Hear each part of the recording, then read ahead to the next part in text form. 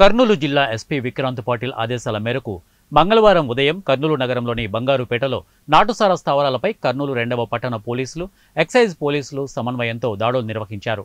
ఈ దాడుల్లో excise assistant commissioner Hanumantharao, excise superintendent Sudheer Babu, assistant excise సూపరింటెండెంట్లు రాజశేఖర్ గౌడ్, రామకృష్ణారెడ్డి, కర్నూలు పట్టణ సీఐలు నాగరాజారావు, ఇక మన్సూరుద్దీన్, నాగశేఖర్, ఎక్సైజ్ సీఐలు చంద్రహౌస్, జయరాం నాయుడు, కృష్ణ 5 బృందాలుగా ఏర్పడి దాడులు చేయడమైంది. ఈ దాడుల్లో 65 లీటర్ల నాటుసారాను స్వాధీనం చేసుకోవడమైంది.